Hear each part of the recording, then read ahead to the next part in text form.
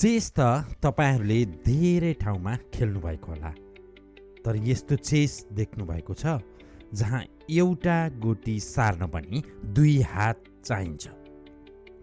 यो हो सार्वजनिक स्थानमा बनाइएको विशाल चेस बोर्ड, जहाँ जोसुकैले आएर निशुल्क चेस खेल्न सक्छन्।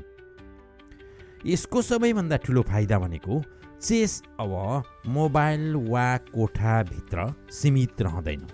मानिसहरू खुल्ला वातावरणमा भेटिन्छन्, कुराकानी गर्छन् र चेस खेल्ने क्रममा नयाँ साथी पनि बन्छन्।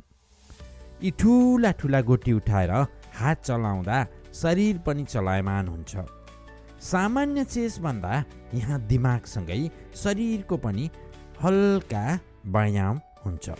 चेस खेलले रणनीति बनाउने क्षमता, धैर्य, एकाग्रता र निर्णय गर्ने सिप विकास हुन्छ भन्ने कुरा त यहाँहरूलाई थाहा छँदैछ।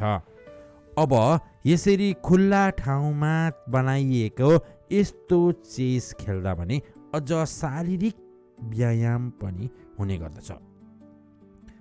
खुल्ला ठाउँमा खेल्दा ताजा हावा र प्राकृतिक वातावरणले अझ रमाइलो अनुभव दिन्छ।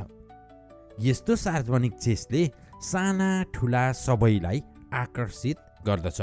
हेर्दा हेर्दै धेरैले चेस सिक्न प्रेरणा पनि पाउँदछन्। एउटा साधारण बोर्ड गेमलाई सार्वजनिक स्थानमा ल्याउँदा यो मनोरञ्जन मात्र होइन, समुदाय जोड्ने, स्वास्थ्य प्रवर्धन गर्ने र सिकाइ बढाउने माध्यम पनि बन्छ। अब जाँदा जाँदै अन्तिममा एउटा प्रश्न, यस्तो सार्वजनिक ठाउँमा चेस बोर्ड बनाएको यहाँहरूले देख्नुभएको छ? देख्नुभएको छ भने त्यो कहाँ हो लेख्नुहोला। के तपाईँको सहरमा पनि यस्तो चेस बोर्ड बनाउन चाहनुहुन्छ? त्यो पनि कमेन्टमा अवश्य उल्लेख गर्नुहोला।